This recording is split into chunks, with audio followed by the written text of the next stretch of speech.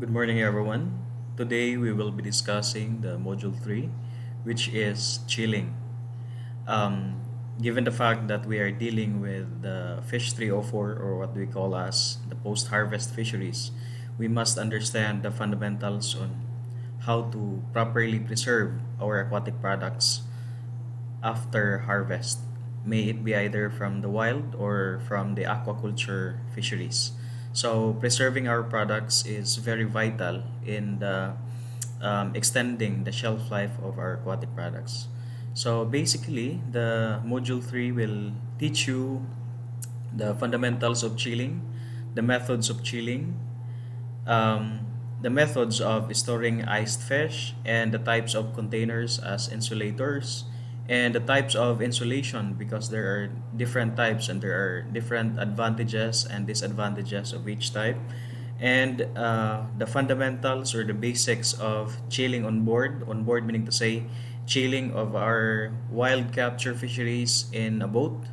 And another is that you will be taught on the context of the quality changes of fish during chilling, meaning to say, what are the chemical and enzymatic activities that will occur during and after chilling. And also, you will be taught on how to properly handle the chilled products. So, once again, these are the coverage of Module 3, which we will tackle in a while. And so, given that the fish are highly perishable, proper handling must start from the moment it is being harvested until it reaches the consumer's table. Meaning to say, the proper way of preserving is that to lower the temperature, which is in the form of chilling, refrigeration, and freezing, which are the key factors in maintaining the quality of fresh fish. So, meaning to say, if we must or if we not lower the temperature of our aquatic products upon harvest, it is or there is a high tendency that our aquatic products will tend to be spoiled. Okay, so since chilling is the most common practice in keeping the freshness of fish, so basically this is the very basic that you need to know in the post-harvest fisheries. And so here are the methods of preserving processed fish. So may it you can preserve or process fish through these methods. No, first is to control the temperature. You could also use additives like kanang mga instants. There are lots of additives in those, and that makes it being preserved after a very long period of time. And using also of different packaging technologies like kanang mga canned goods, mga 555, mga century tuna. Those are ways to properly preserve our aquatic products through packaging technology. And also removal of moisture. There are different types of how to remove the moisture of our aquatic products. May it be either using salt, may it be either using the hydration process, drying process, or whatsoever, and other processing methodologies. There are a lot actually. So today we will just focus on the temperature control. So this one is our primary focus in this module. And so, since we are focusing on lowering the temperature, given the fact that most of the processors or aquaculture or post harvest fisher folk are dealing with a very basic, no? Lowering the temperature is the key factor in maintaining the quality of fresh fish. So, as I have mentioned a while ago, that lowering the temperature involves chilling, refrigeration, and freezing. What are the difference between these three? So, chilling basically will involve not a very extreme low temperature. Ang freezing is the opposite, no? It involves very low temperature that makes the aquatic products to turn into like rock, no? Rock hard. Grabe kagahi, you know? And then, since we are dealing with chilling, we must first understand what is the basic definition of chilling. Chilling basically is the reduction of temperature to some point below -2 to -4 degrees Celsius for super chilling, or above or between 0 to 5 degrees Celsius, the freezing point of the water in the fish muscle. So that's the reason why moistures are being converted into ice, no? Uh, when exposed to a very low temperature like 0 to 5 degrees Celsius. But the chilling does not stop the spoilage but allows it down considerably. So basically, dili gina siya makapa-stop sa spoilage. Iya lang ginapa hinay or ginapa-delay ang spoilage sa chilling. Except for freezing. Kaya ang freezing yun, wala na kayo maka-thrive ng mga microorganisms that may cause spoilage. Now, there are different methods of chilling. First is the wet ice, another is the chilled seawater ice, and the other methods which I will introduce to you in a while. So let's first take a look at the wet ice, no? Wet icing. We call that the wet icing because icing, we are using the ice to directly contact with the aquatic products. So icing is the most common useful way of chilling the fish catch. So basically, kanang managatay, magdaldalag na sila mga ice, especially when they went out fishing for a very long period of time, especially kung daytime, except kung mga kadlawon, kaya dili pagin na siya ma-spoil ang ilang mga aquatic products. And then cooling is affected by indirect or by direct contact between the melted ice and the fish. So that's why we call it as wet ice or wet icing. So ang wet icing again is the use of direct ice to the fish, direct contact of ice to the fish. When ice is placed in close contact with fish, heat transferred from warm fish to the ice resulting to melting of ice. In turn, the fish is cooled down by the melted ice. So, I guess that is very understandable, no? Sabutabol kayo na siya that the heat of the fish is being transferred to the ice when the ice melts. So, muna siya ang basically the principle of the wet icing. Now, once again, direct contact between melted ice and fish is the wet icing. What is ice? No, it is an ideal cooling media with a very large cooling capacity. So, other than ice, there are different types of ice actually. Dagan kayong klase sa ice. Ang atong nahibawan kanarang nara sa kanang nakabutang sa ice wrapper, mura na atong nahibawan. But there are different types of ice. And some of the types are being used in the medical purposes, no? And some are used in the study of virology, microbiology, and some other purposes of, especially sa mga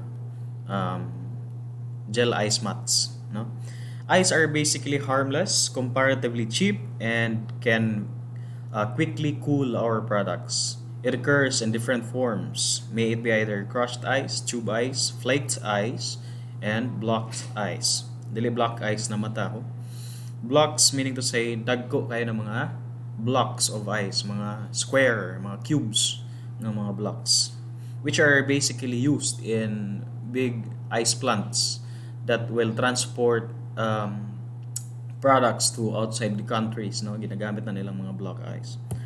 Now, there are factors to be considered when you are icing the products. First is, sufficient ice must be used to maintain fish temperature at 0 degrees Celsius. So, above 0 degrees Celsius, there is tendency that your products might be invaded with pathogens that may cause the spoilage. For long-term preservation, more ice than fish is needed, at least the usual 1:1 ice fish ratio.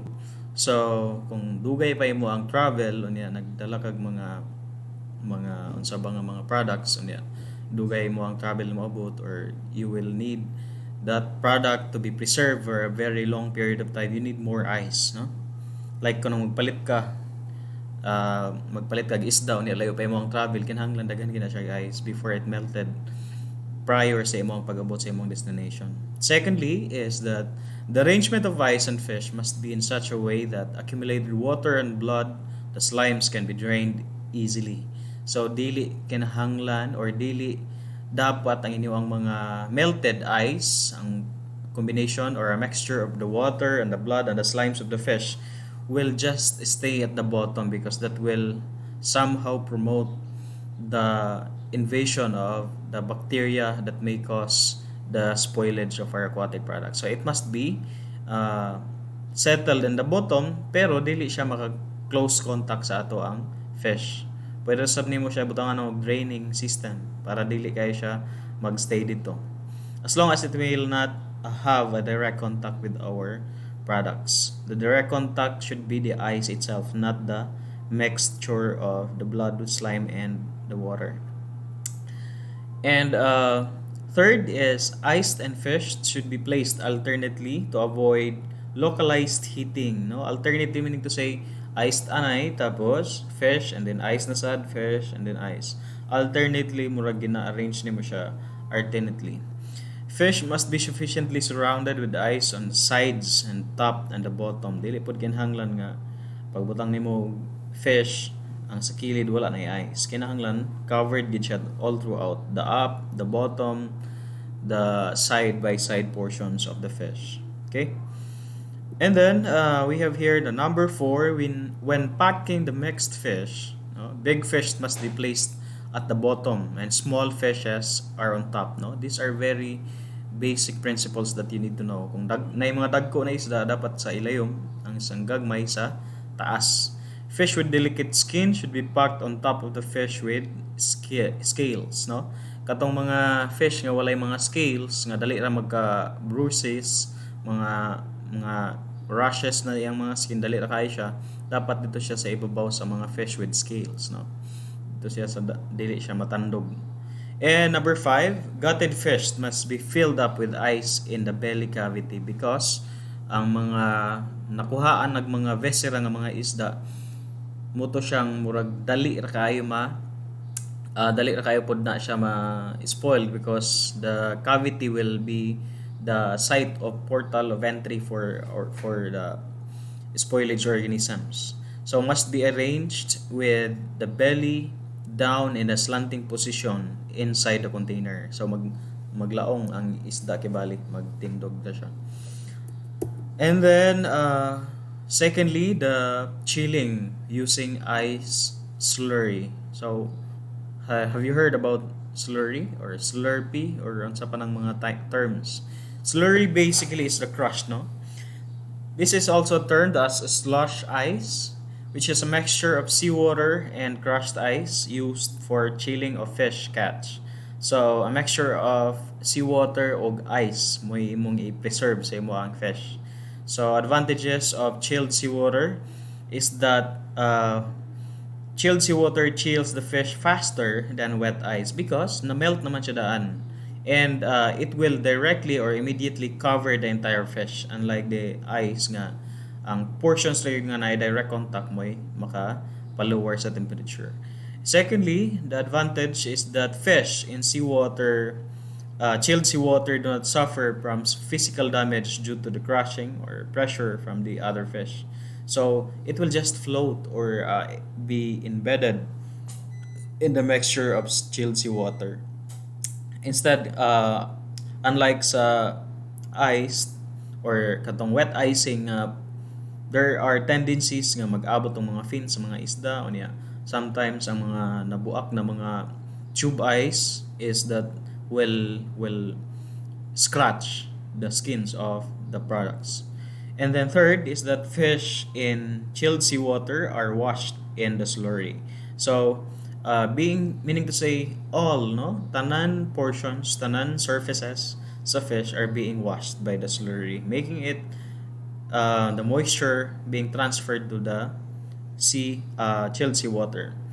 And number 4 advantage is that chilled seawater fish do not necessarily keep longer than wet ice, no, dili gid siya basically maka-extend sa shelf life when compared to the wet icing.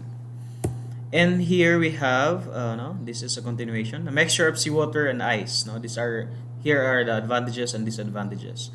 The chilled seawater chills the fish much faster than wet ice. Second advantage is that fish do not suffer from physical damage due to crushing and pressure on the other fish. So kaya mag-float naman siya, dili man siya ma-press down. And then one disadvantage is that it do not necessarily keep longer than wet ice. So ang wet ice dili man gyud siya diretso magmelt. So somehow its temperature is more stable than the chilled seawater icing, because chilled seawater is already a liquid, so there is a tendency that the temperature change will occur in a rapid rate, unlike sa wet icing. And then here are other methods. No, this is the third one. First is that the use of refrigerated air. No, if you have already heard about this one, refrigerated air commonly done in big commercial boats, like kanang mga dagko na kayo nga mga commercial fishing vessels that uses refrigeration air refrigerated um, chambers. No, so secondly, for refrigerated air, chilled air are circulated by a fine evaporator and a fan. So, mura na siya og fish na mo huyupon ra siya hangin nga grabe ka cold, tapos mag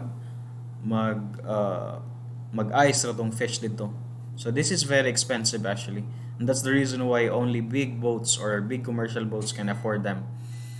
And secondly, for other methods of icing is that gel ice mat, the using of gel ice mat, freezing water based gel. So I guess you have already seen one of these, no? Kini nga mga gel ice. Kini is basically used in medical purposes, no? Kanang na mga injured, na mga bukol, na mga lagom, una ginabutang nila to stabilize the blood, no? And then suitable for air transport. Kay kining mga gel ice dili man na siya mag-expand when they are exposed to a higher altitude. So kini mo very suitable kay kung butang kag mga ice dito sa above the air, kung magbutang kag mga water, mag-expand gina siya because of a lower pressure. Okay? So that's second. And then another method for icing is the using of dry ice. Dry ice basically is a solid carbon dioxide. Cooling by evaporation of dry ice. Usually, their temperature is very low, up to negative 78.9 degrees Celsius. No? So, kung nakakita na mga inganin na ice that is solid carbon dioxide, we call them as dry ice. And should not be used in direct contact to avoid cold burns. So, ang imong fish, even ang imong hands, kung imo na siyang ma-touch in a longer period, magka-cold burn ka. No? Even ang fish, maluto siya using this ice. And good also for air shipment because it will not expand in the lower pressure areas. And then, one disadvantage is that it expands from solid form into gas that may expel oxygen, posing hazard safely of airplanes. An advantage is that there is no water leakage during thawing because it is a solid carbon dioxide.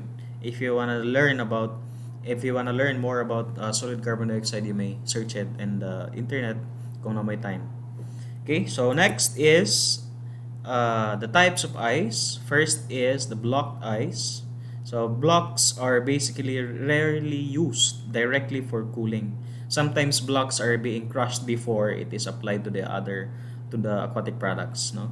Ang mga blocks gina hook ra nila and then ginaguyod sa mga dagko ng mga ice plantations. And for it to be used sa mga cargo, sa mga container vans or sa pang mga type of longer distances nga mga travel, especially when their products are highly perishable. Second is crushed ice. Crushed ice are in irregular shape that has sharp edges that can physically damage the fish because na-crush naman siya. So mga height yun na siya. It is not advisable to use this in direct contact with with the fish itself. That's the reason why crushed ice are being mixed into the seawater so that it will melt before it is it will have a direct contact to the fish. Second is the flaked ice. Third is the flaked ice, commonly produced from fresh water as thin flakes formed instantly on the cold metallic surfaces. So, basically, ang mga metallic surfaces nga kuan kuan siya, gina scrape, and then kining mga scrapes mo ginabutang dito sa mga aquatic products. So, fresh water ang ilang ginahimong ice. And then another is tube ice, lasts longer, melts more evenly, useful for transporting fish in insulated containers. So tube ice kanang mga ice wrapper, no? Kanang mga ice nga nagapalit nato sa mga tindahan mo na itawag nato mga tube ice. Okay?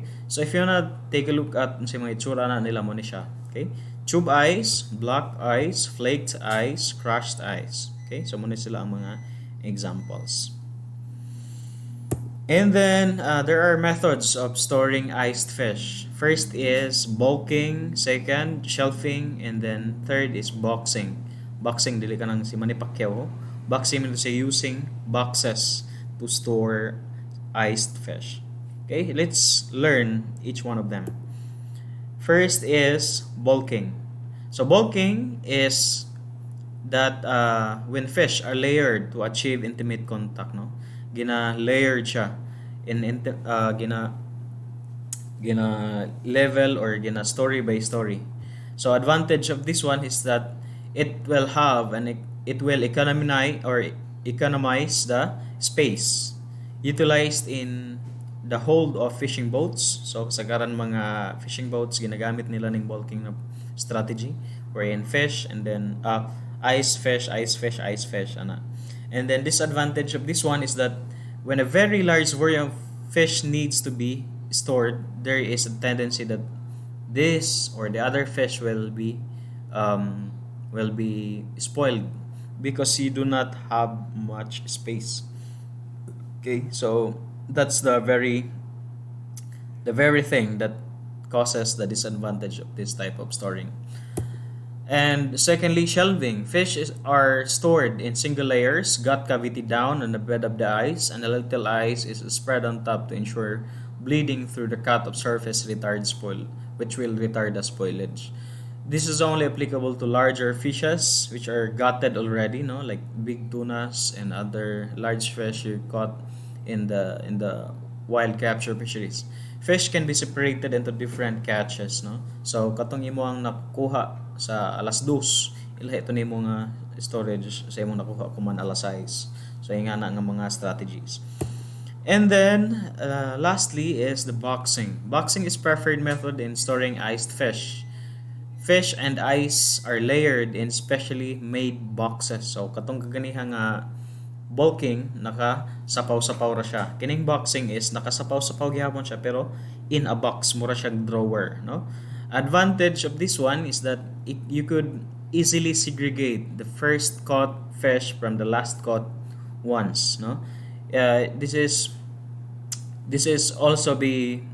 can be also be segregated from small fish down to the large fish. Another advantage of this one is that minimum handling and with good boxing practice basically will preserve longer the aquatic products. Fish will not be damaged physically because they are separated through boxes. And the only disadvantage of this one is that it will occupy much of the space in the storage boxes, no? Greater than that of the bulking process. So if you wanna take a look at sa mga tsura na nila mo ni siya, no? Shelving, boxing, and then bulking. Okay? So kana siya ang mga strategies of or methods of storing iced fish. And there are different types of containers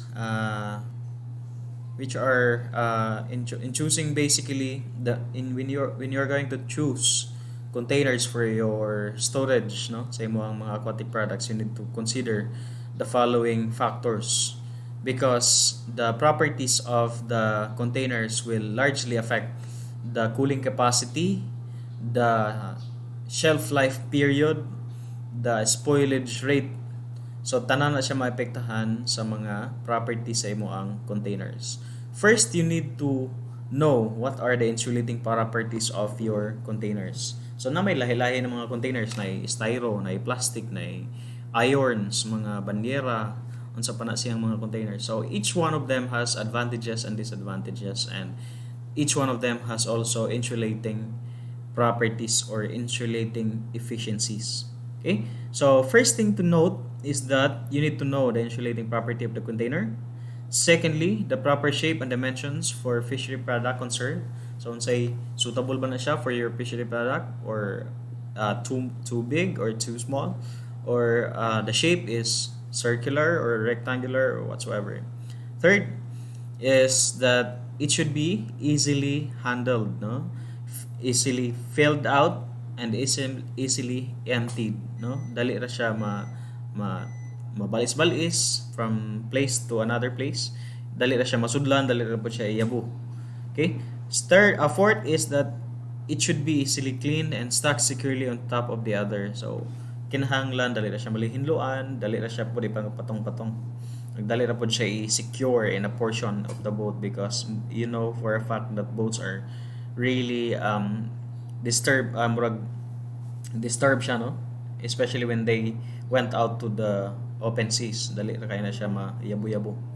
And then next is it should be constructed from non-poisonous material. Dili siya dapat mag-melt in a immediately upon very low reactions, chemical reactions. Dapat dili siya poisonous or whatsoever.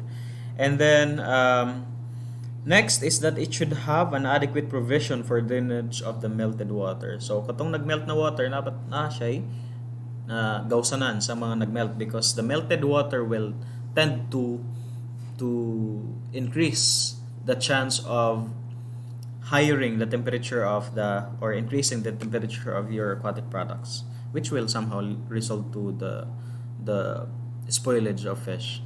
So these are the basic factors, or the basic factors that needs to be considered when you go and purchase your containers for your iced fish. So there are different types of insulators, there are different types of containers, and we will learn them each one on this slide.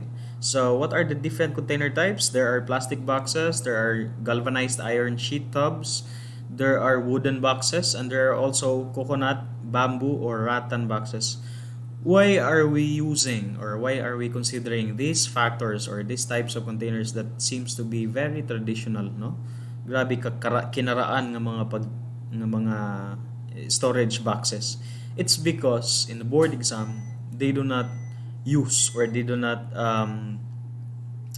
refer to the new advanced technologies, because board exam basically is a kind of question banks, no?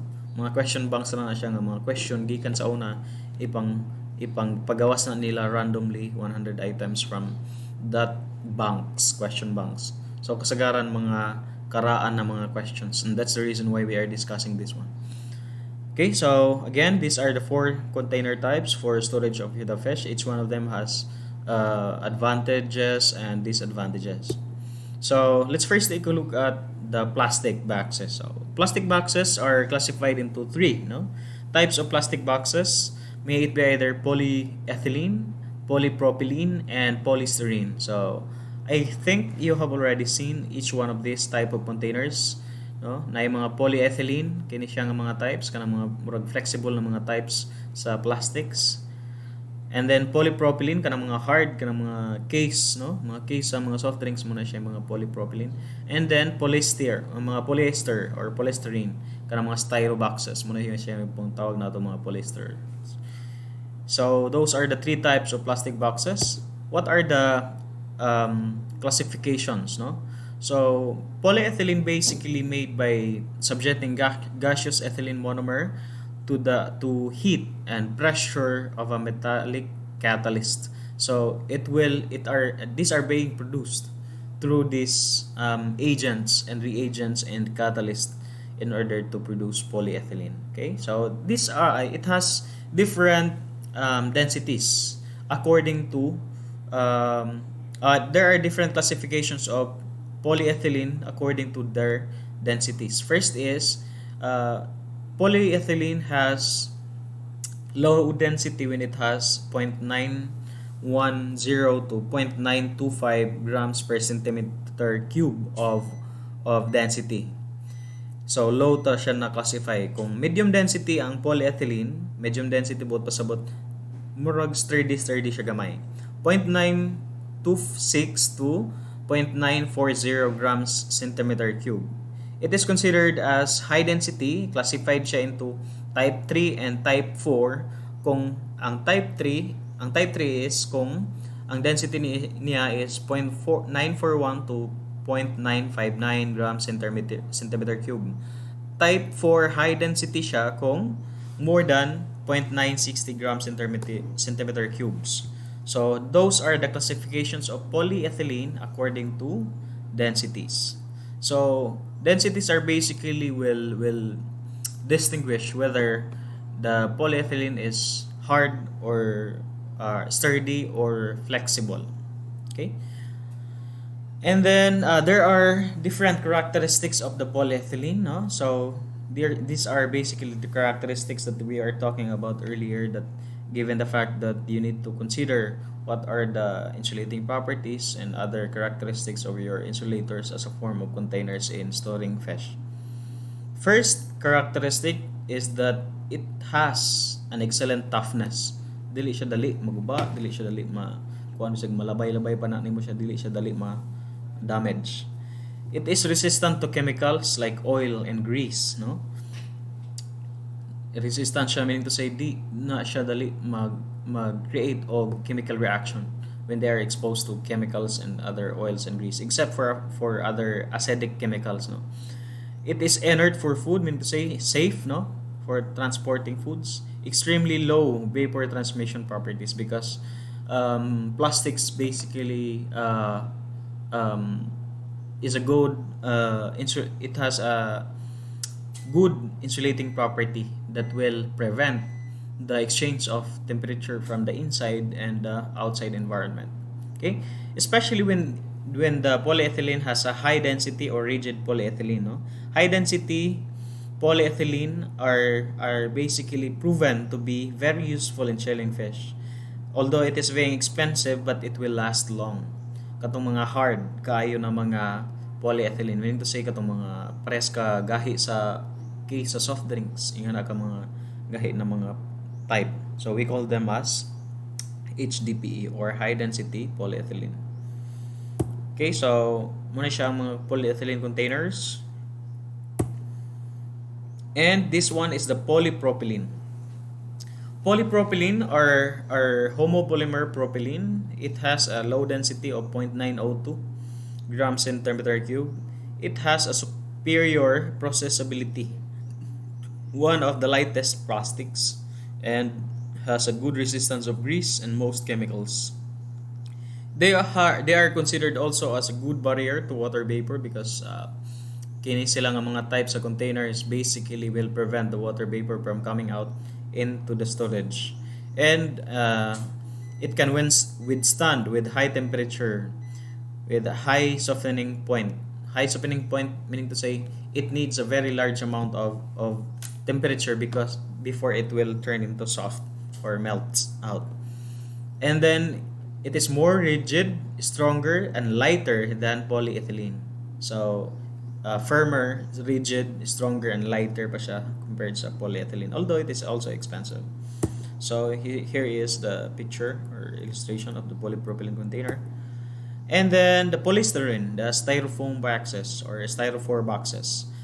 It is a monomer polymerized into high molecular weight polystyrene. Density of 1 to 1.1 grams centimeter cube, resistant to weak acids and bases, very pervious to water vapor like the oxygen vapor and the carbon dioxide. And then the water absorption is up to 0.04 to 0.05%. So that's the reason why it is more economically used, because it is cheap and at the same time it has a very high insulating property. Okay, so another is the galvanized iron sheet tubs. So I think you have already seen one of these kanang mga nasa mga labasan na siya dito. Tubs are made up of GI sheets or galvanized iron sheets. We call them as baniera locally. Are conical in shape and so far the most commonly used container by fishers in the Philippines. These tubs are provided with drains and easily corrode rusts. They have poor insulating property and quite difficult to handle due to their fill capacity around 40 to 50 kilograms only. That is according to this study of these authors. Baniras are becoming less popular locally because it is slowly being replaced by polystyrene boxes. So, sa nauna kini gid ilang ginagamit but they found out that these types of containers will tend to rust especially when they put uh, seawater fishes, mga marine water fishes na dili kay usually mag-drain so mo na siya mag-tie-on ang mga GI sheets. So wala na kayo siya ginagamit ko man. And then here we have the warden boxes. Some illustrations are shown in this screen. No? Number 4, the coconut or bamboo or rattan boxes. The very traditional one. No? Gamit sila mga rattan boxes. So, muna siyang mga pictures which they use to store fishes, especially when they go out in the freshwater environments. Okay, so types of insulation. Number 1, the cork and fiberglass mat. So that's the first type. More siya cork or mga fiberglass mat. You could also use the rice husk or mga kapok or coconut fibers or mga sawdust as insulating properties. Insulating property meaning to say mga insulating property mga naga-border, prevent from changing or exchanging the temperatures from outside to the inside environment of your storage containers. Third is polystyrene, katong ingon na to kaniya, and the fourth is polyurethane. Okay, so these are the types of insulation in storing fish and preventing them from the exchange of temperature from the inside and outside. So here are some points or pointers in handling chilled fish. You need to consider, you need to be reminded of these pointers, no?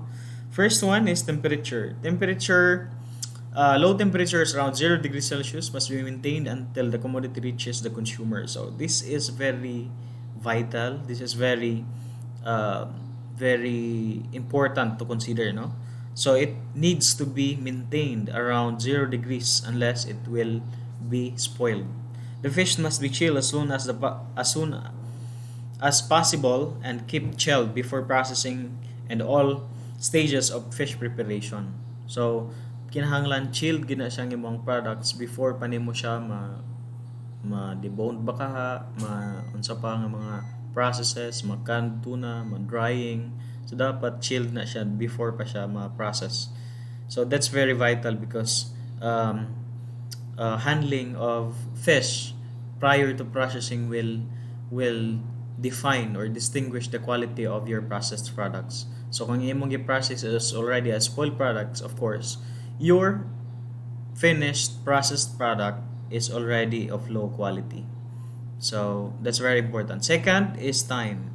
All delays must be kept in minimum. Dapat dili madugay ang pagka-store or pagka-expose sa atong aquatic products into extreme temperatures or extreme periods that the fish is basically exposed to higher temperatures. The length of time the fish can be kept in a chilling medium must be also known to the fish handler. So, kung unsay capacity ani nga fish or unsay shelf life ani nga fish being handled at that certain duration of time must be the primary information that the fish handler needs to know, no? Muna kinahanglan pinakauna nga himbawan sa fish handler nga kung ingani nga type of fish ang gina-transport dapat aware siya kung unsay mga length of time, maximum length of time or minimum length of time nga dapat kini siya nga product should reach its destination. Third is contamination. Care must be taken that no contamination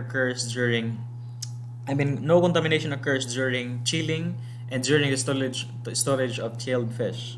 Good hygiene practices and sanitation or good housekeeping must be observed at all times. Dili kinahanglan or dili siya dapat ma-expose dito sa environments where you primarily or you basically know that there are contaminations in that areas, especially kung makaduol siya og mga daghag langaw, makaduol siya og mga daghag basura. So that is already contamination. So that's primary information that you need to know.